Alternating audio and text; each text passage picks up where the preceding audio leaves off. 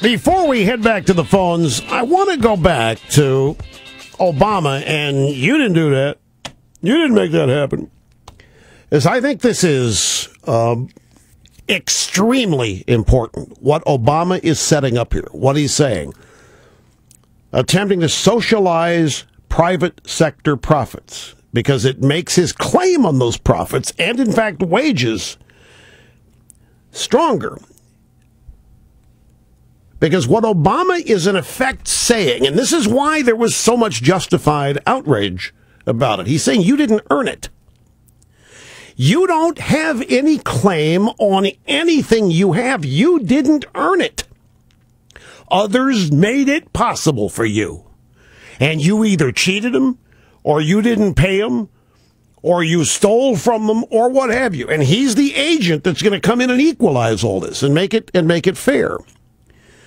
Now, what Obama is saying about business is actually true about government. The government has nothing on its own.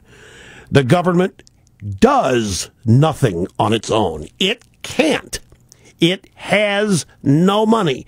Everything the government does comes from us. Now, they can print it and they can borrow it, but it's important as a distinction to make that they do not produce it. There is no correlating service or product or good or anything that comes with the printing of or the borrowing of money at the government level.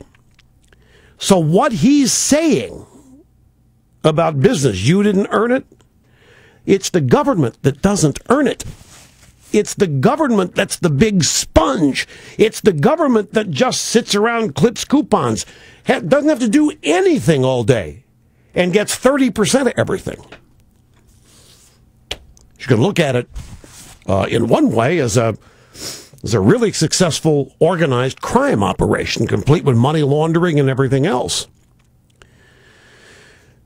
In a nutshell, and this is why the left is beside themselves here to try to defend this and to tell us that we're taking Obama out of context. He's saying, you didn't earn it. Every one of you started a business, have a business, running a business. You didn't earn it. And therefore, you have no claim on anything you have. Now, the reason this is huge, the reason that this is really, really big, John Locke, the founders of this country, believed that private property was the bedrock of our liberty. Private property is a point that I, L. Rushmo, have made since the founding of this program in 1988, is as important as the right to free speech.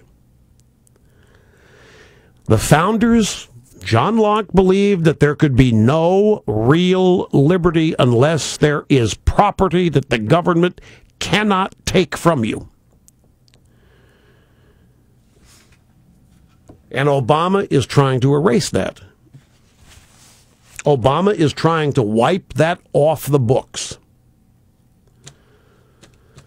And there is a fundamental resentment that the underpinning of all of this. And it is really no more complicated than they are intellectuals. They use words, the written word primarily, to mobilize opinion, to shape opinion. They're smarter. They are the elites. And as such, since they are the self-appointed smartest, the self-appointed elites, they don't like capitalism.